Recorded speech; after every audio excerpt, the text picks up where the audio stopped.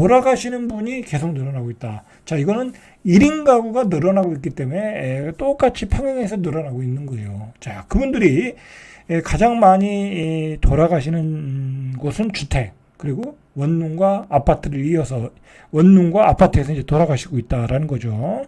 자, 그 중에서도요, 뭐 젊은 고독사도 있지만 고령층 고독사도 매우 심각하다라는 거예요. 매우 심각하다. 그래서 5, 60대 고독사 비율이 2020년 60.1에 비해 달에 매년 50% 이상을 차지하고 있다. 여러분, 5, 60대면요, 어떻게 보면 전성기예요. 인생의 가장 전성기예요. 그죠? 이제 은퇴도 하고, 그동안 내가 벌었던 돈을 가지고, 여행도 다니고, 그죠? 술도 마시고, 친구도 만나고, 그죠? 그리고 손자도 품을 수 있고, 그런 전성기 나이인데, 이제 그렇지 못하신 분들이 많다라는 거예요. 많다라는 거예요.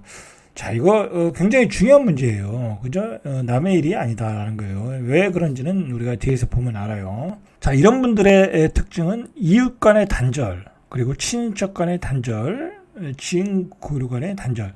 여러분들, 원룸에 혼자 사시는 분, 노인분이 그냥 기본 국가에서 주는 생활비 가지고 먹고만 사는 거야. 뭐 조금 소일거리 하시고. 그런 분들이 뭐 친인척과 관계가 있겠어요? 그리고 우리나라 사회는 또 이상한 사회야. 이게 자기가 그렇게 살다 보면 나는 실패했다라는 생각이 들 거 아니에요. 그죠? 그런 생각이 들면 안 되는데 그러면 어디 가서 얼굴을 못 내미는 거야. 그죠? 뭐 결혼식장도 가고 그죠? 가서 뭐 친척들도 만나고 그래야 되는데 또 그렇게 결혼식장에 나타나면 사람을 또 업신여기고 대한민국이 그런 사회가 돼버렸어요. 그러니까 안 만나는 거야. 그죠? 다 단절하고 사는 거야. 그게 뭐 멀리 볼 것도 있어요. 자식하고도 그렇잖아요. 그죠? 자식과도 단절하잖아. 아버지가 능력 없으면 아버지가 줄 재산이 없으면 자식과도 단절하고 살아요. 그죠? 참 이거 냉정한 거예요, 사회가. 그죠? 이거 사회가 도시화가 급격하게 이 농업 사회가 파괴되고 이 산업화 도시화가 되면서 우리가 가지고 있던 그 좋은 미덕이 다 파괴됐어요. 파괴됐다. 그리고 요즘도요, 아버지, 그러니까 할아버지 입장에서 손자나 아들한테 대접받으려면 자기가 돈을 써야 대접받잖아요. 그죠? 가서, 이벤트가 있는 날 내가 카드로 계산한 사람 보세요. 할아버지가 다 계산하지. 그죠? 그리고 할아버지가 손자 옷 사주고 그러잖아요. 그죠? 자, 이렇게 이런 문제가 있다. 자, 사회적 고독사의 양상과 추이를 살펴보니까 지난해에는 3,300명, 300명 이렇게 늘어나고 있다는 거예요. 지난 5년 동안 고독사로 인한 사망수는 1만 5천 명, 40%나 증가했다.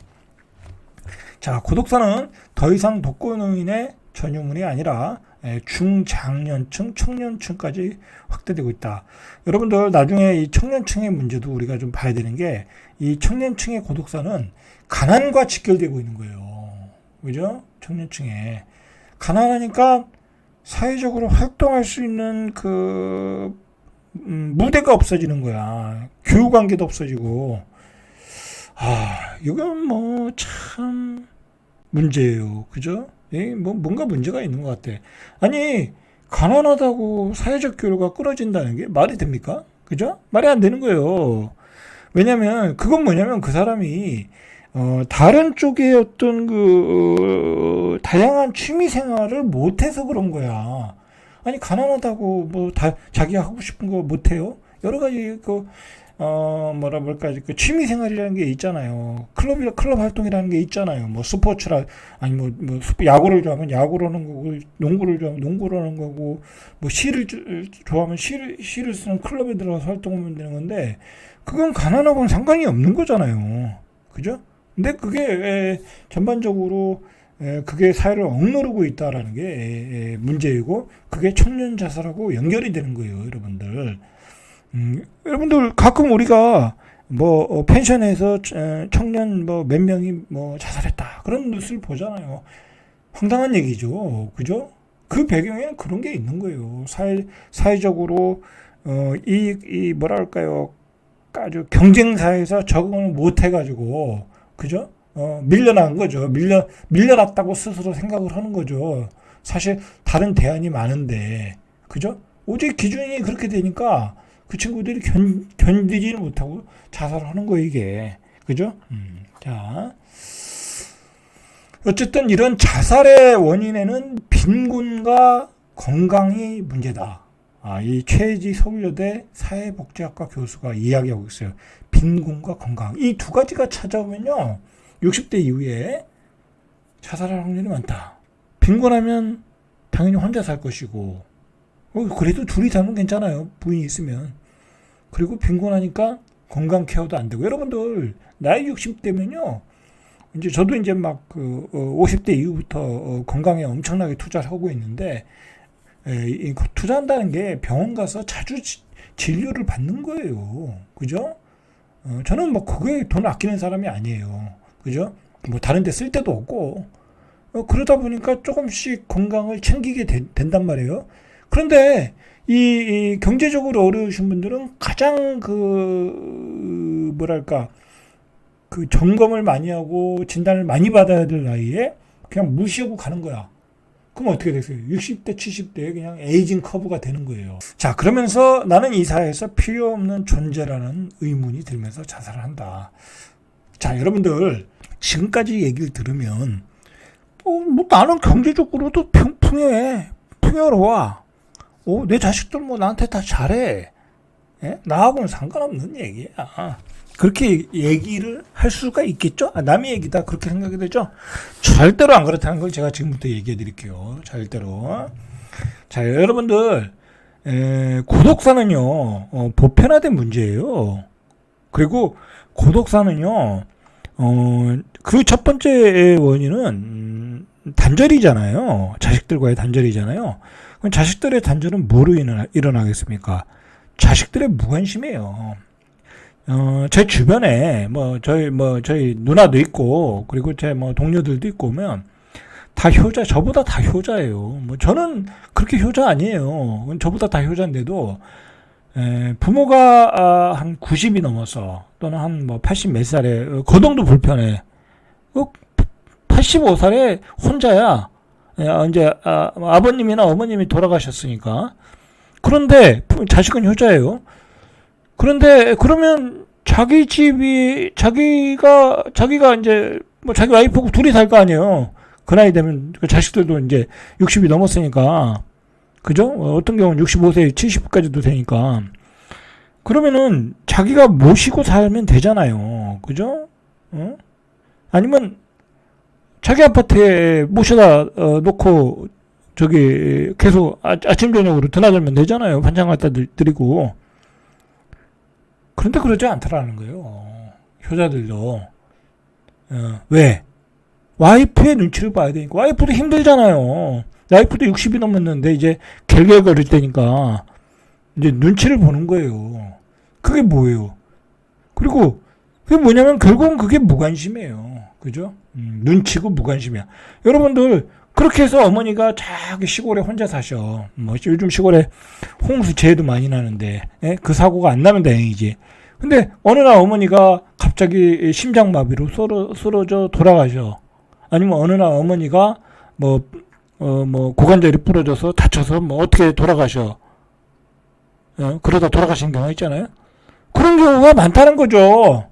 요즘 쉽게 얘기해서 80 먹은 노인, 80 먹은 어머니, 아버님을 모시는 집이 있어요? 없어요. 없어. 어머니, 아버님이 건강하시면요, 오히려 옆에다 모셔다 드리고, 오히려 손자를 케어하라고 그래요. 오히려 이용을 하죠. 오히려 이용하잖아요, 자식들이. 그죠? 이제는 이제 어떻게 보면요, 보편화된 문제예요. 이제 혼자서 살다가 혼자 갈 수 있는 건 누구나 다 그렇다는 거예요. 지금 저희 세대도 마찬가지예요. 여러분들, 제 동료들도 얘기해 보면요. 애들이 이제 25에서 30살 그러잖아요. 얘기하면 틀려요. 옛날 세대하고 틀려요. 얘들은 아버지는 아버지의 삶이고 어머니는 어머니의 삶이고 저는 저의 삶이에요. 아버지는 아버지가 살고 싶은 대로, 아버지의 노후도 아버지 책임하에 살라는 거예요. 그거를 노골적으로 표현은 하지 않지만 거의 직접적으로 표현을 해요. 걔들은. 그리고 우리는 그들의 사고방식을 또 존중해야 되는 거고요. 그죠? 존중해야 돼요. 어쩔 수 없는 거예요. 부모님의 삶은 부모님의 삶을 책임져라 이거예요. 그죠? 알아서 준비하시고 알아서 다 저희들하고 선을 그어주세요. 딱 그렇게 얘기하는 거예요. 자, 그러니까 그게 이제 그런 문제가 보편화되고 그게 생활 패턴으로 자리 잡은 게 일본이잖아요. 그죠? 일본은 죽으면 오히려 뭐 잘 거래도 왕래도 없던 부모님이라고 하면 어디 장례 치르고 나서 그냥 택배로 보낸대잖아요. 그 이제 유고를 택배로 보내주면 그 받은 데에서 49일 이제 치러주고 낙골당에 안치해주고까지 그런 택배 서비스까지 있다고 그러잖아요. 우리도 이제 그게 보편화될 가능성이 많아요. 고독사는 보편화된 문제예요.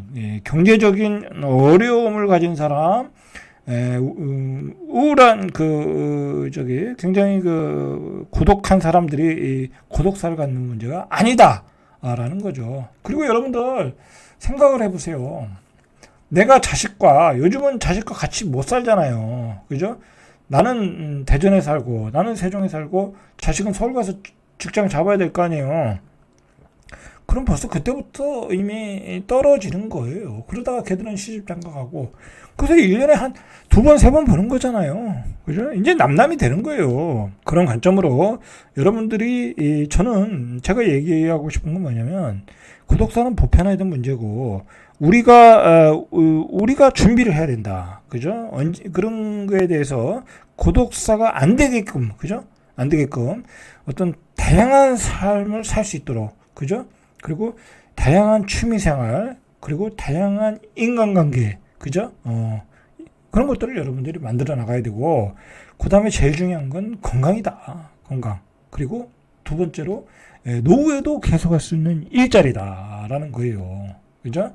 자, 여러분들, 오늘 시간이 많이 됐으니까 여기까지만 보시죠. 할 얘기는 많았는데, 65세 인구가요, 2023년 기준으로 940만 명이라는 거예요. 943만 명.